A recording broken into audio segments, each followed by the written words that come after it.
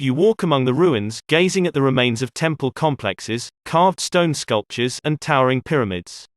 Are you visiting a city that thrived during the time of ancient Egypt? No. You're in the middle of a jungle in a region of North America known as Mesoamerica. Thousands of years ago, advanced civilizations arose in Mesoamerica, which stretched from southern Mexico into part of Central America. The region's climate and fertile land helped the civilizations thrive. Mesoamerica's landscape is divided into two main geographic areas: highlands, or land high above sea level, and lowlands, or land that is low and level. The highlands lie between the mountains of the Sierra Madre, a mountain system in Mexico, and consist of fairly flat and fertile land. This land was good for agriculture, but it also posed some challenges for its early residents. They were rocked from time to time by volcanic eruptions and powerful earthquakes. The lowlands are less active. They lie along the coast of the Gulf of Mexico. They are also found in the jungles of the Yucatan Peninsula, which is located between the Gulf of Mexico and the Caribbean Sea. If you hiked from the lowlands to the highlands, you would experience a wide variety of climates, from tropical rainforests to very cold, dry zones in the higher mountains. In general, the climate in the highlands is cooler and drier than that in the lowlands, where it can rain more than 100 inches a year. The lowlands are also crisscrossed by many rivers. Some of these rivers flood during heavy seasonal rains and wash fertile silt onto their floodplains. Early Mesoamerican farmers learned what crops would grow well in different climates of the highlands and lowlands. In the drier highland areas, the main crops included maize, also known as corn, squash, and beans. These three crops are often called the Three Sisters because they benefit from being planted close together. The beans grow up the maize stalks, while the squash spreads over the ground, preventing the growth of weeds.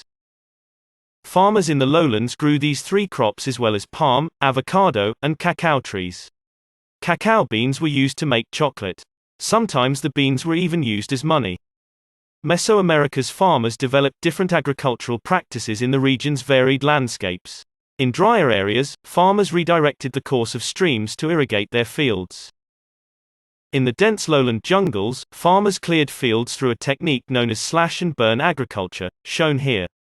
These agricultural techniques helped ancient cultures produce food surpluses and allowed people to do jobs other than farming. As a result, civilizations began to arise in Mesoamerica more than 3,000 years ago, first the Olmec and later the Zapotec and Maya.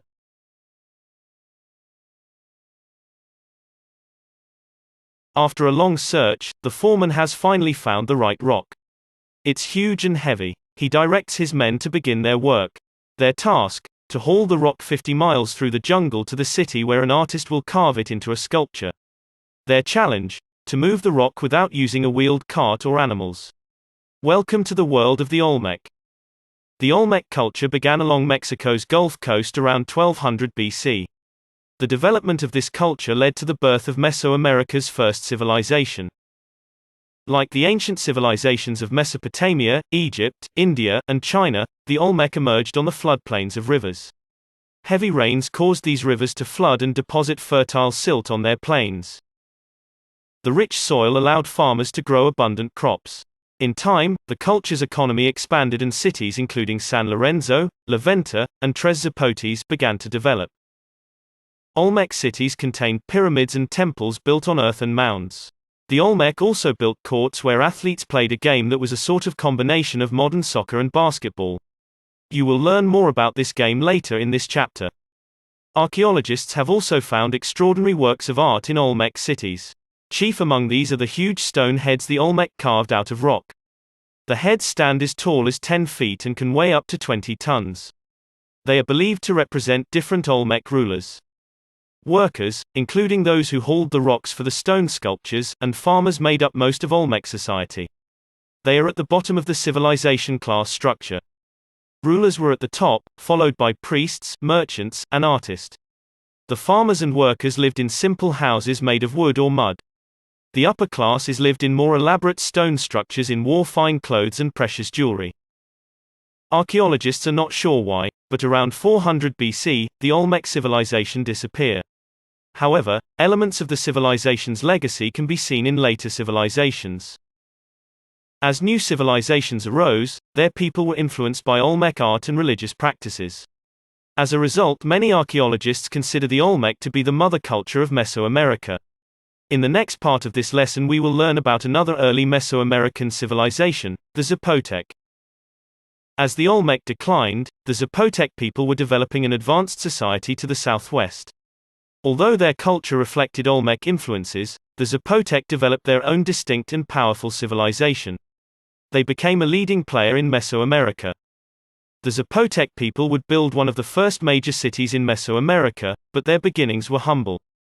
They developed their society in Oaxaca Valley, a large, open area where three smaller valleys meet. This fertile area, with its rivers, mild climate, and abundant rainfall, proved excellent for growing crops, especially maize. For centuries, the Zapotec lived in farming villages located throughout the Oaxaca Valley. Then, around 1300 BC, a settlement called San Jose Mogote emerged as the Zapotec center of power. Leaders built temples there and had artists decorate them with huge sculptures. In time, nearly half of the Zapotec people lived in San Jose Mogote. Around 500 BC, the center of power shifted when the Zapotec built a city known now as Monte Alban high atop a mountain. The site overlooked the Oaxaca Valley. Its location helped the Zapotec defend themselves against their enemies.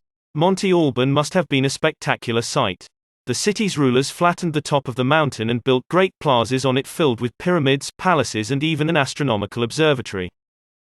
Monte Alban became the center of the Zapotec civilization. There, the Zapotec built magnificent tombs in which they buried the bodies of wealthy people wearing their gold jewelry. The Zapotec believed the deceased would carry the jewelry into the afterlife. Artificial terraces, or step platforms built into the mountainside, provided additional area for building and agriculture.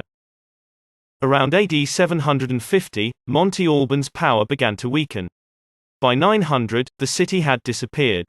Economic difficulties may have caused the decline, but no one knows for sure. Like the fall of the Olmec, the decline of the Zapotec civilization remains a mystery.